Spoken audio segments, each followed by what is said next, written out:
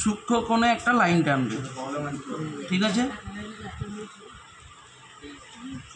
সূক্ষ্ম কোণে লাইন টানলাম, তারপরে দেখে নেবে মুখ্য ভাগের সংখ্যা কয়টি আছে, 5টি। যে কোনো মাপের 5টি কেটে নেবে, এভাবে 5টি কেটে নেবে। 5টি কেটে নেওয়ার পরে কি করবে, এই পয়েন্ট আর এই পয়েন্ট, লাস্ট দুটি পয়েন্টকে তুমি জয়েন্ট করে দেবে। জয়েন করে দিলাম। এইবারে হচ্ছে সেট স্কোয়ার ধরা। সেট স্কোয়ার তোমরা বড় বড় কিনবে, এই ছোটোগুলো তো হবে না, কোনোরকম করে কাজ চালাচ্ছি আমি, ঠিক আছে? সেট স্কোয়ারের সাহায্য নিতে হবে, তবেই আমি সেট স্কোয়ারের সাহায্য নিলেই আমি টানতে পারবো। এখন এই দেখো, এই লাইন, এই আর এই, যেন কোনো গ্যাপ না থাকে, ঠিক আছে? এবারে ঠেলতে হবে।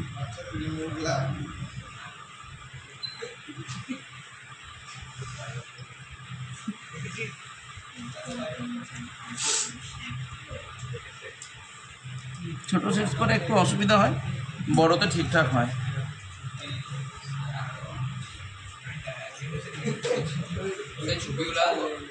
হ্যাঁ, এই ছেলেগুলো দেখলো না যে, পাঠিয়ে দেবো ওখানে। এই নড়ে গেলে কিন্তু আর হবে না।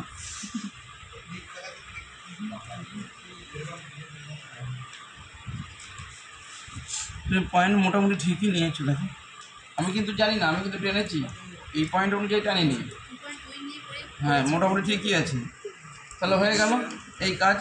এটা দেখো সেট স্কোয়ারের আমি মাপ 2.2 মাপ না নিয়ে কিন্তু 2.2 হয়ে গেল সেট স্কোয়ারের সাহায্যে। এটা কোনো ম্যাজিক নয়, সেট স্কোয়ারের সাহায্যে। এবারে একটু মোটা করবে, একটু পারা মোটা করবে, দুদিকেই সমানভাবে টানবে। খুব বেশি মোটা করো না, খুব বেশি মোটা দেখতে ভালো লাগে না, তাহলে খুব বেশি মোটা আমরা করব না। হ্যাঁ, এই এবারে এই দিকেও একটা লাইন টেনে নেবো।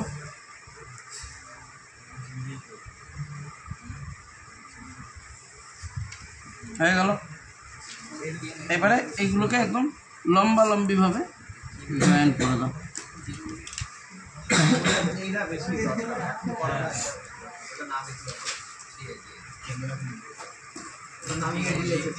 হয়ে গেল।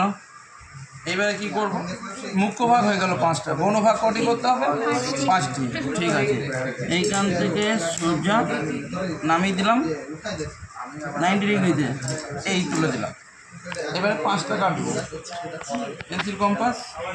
হ্যাঁ, যে কোনো মাপ নিয়ে, কিন্তু আমরা মাঝখান থেকে কাজ করেছি, তাই মাঝখান থেকেই কাটবো।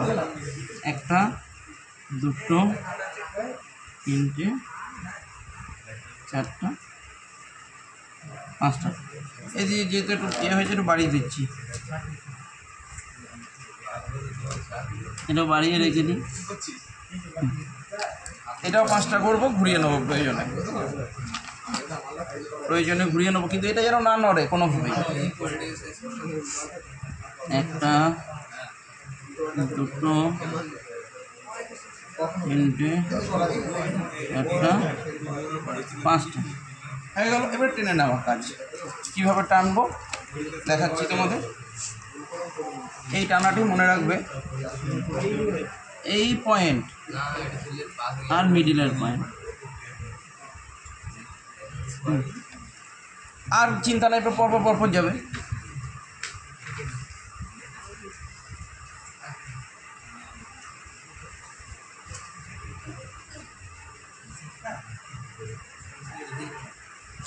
তারপরে লাস্টে ওই মিডিলটাতে সব মিডিলে, এটাও মিডিলে। হয়ে গেল। যেখানে যেখানে ধাক্কা খেয়েছে সেখান থেকে লম্বা লম্বি। তোমরা ওই জিনিস কটা একটু কিনে নাও, যেহেতু প্র্যাকটিক্যাল শুরু হয়ে গেছে না, জিনিস কটা কিনে নাও।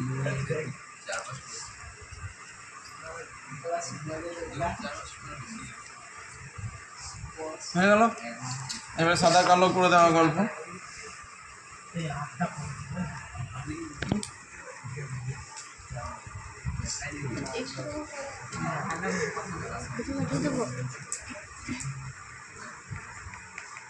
এবার লেখাটাও শিখিয়ে দেবো যেন আর ভুল না হয়।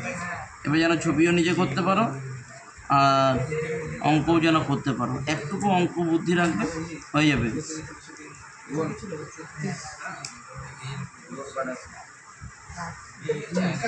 ইজি ইজি, খুব ইজি। এই যেগুলো করছি আমি কালো, এগুলো হচ্ছে মুখ্য ভাগ। আর এই একটা মুখ্য ভাগকে আমরা ভাগ করেছিলাম, এই ছোটো ছোটো ভাগগুলো হচ্ছে গৌণ ভাগ। যেখানটা ভাগ করেছি সেখানটা 0। মুখ্য ভাগের মান কত আছে? মুখ্য ভাগ কত আছে? 10 কিমি। তাই আমি এখানে লিখব 10, তারপর 20, 30, 40 কিমি। আর এইখান থেকে এটা 10 হলো, এদিক থেকে এটাও 10 কিমি। কেন লিখলাম? আর দেখো টোটাল দৈর্ঘ্যটা দেখো 50 আছে, তাহলে 40 আর 10 কত হলো? 50। এর গৌণ ভাগ কত পড়ে আছে? 2 কিমি। দেখবে 2, 4, 6, 8, 10 কিমি হয়ে গেল। ছবি কমপ্লিট। এবারে লেখালেখি। লেখালেখির স্টাইলটা তো আমি শিখিয়েছি আগেও, আবার শিখিয়ে দিচ্ছি। এইভাবে লাইন টেনে নেবে দুটো, কিন্তু মাথায় রাখবে এর বাইরে যেন না যায়, যেটা গেছে সেটাকে মুছে দিতে হবে।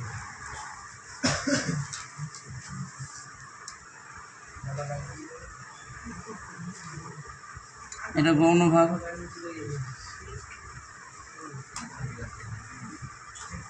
এটা মুখ্য ভাগ। আর মোট দৈর্ঘ্য, এটা মোট স্কেলের দৈর্ঘ্য কত? 12 কত সেন্টিমিটার ছিল? 12 পয়েন্ট কত ছিল না?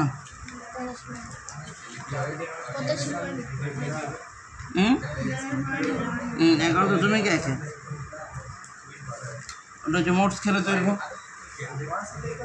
লিখে দাও, মোট স্কেলের দৈর্ঘ্য 11.11 সেমি।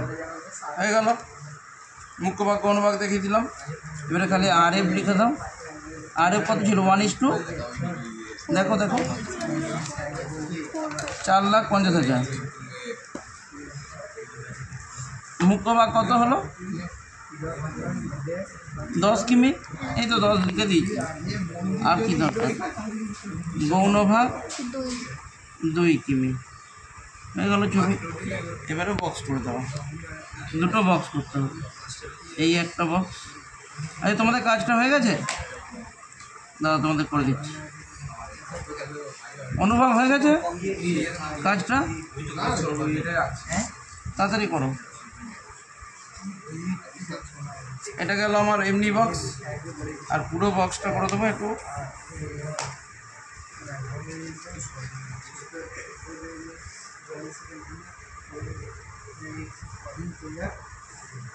রণ, কাজ করো।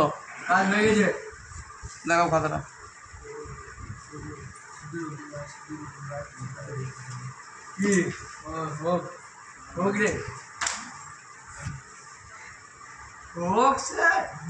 তাড়াতাড়ি করো।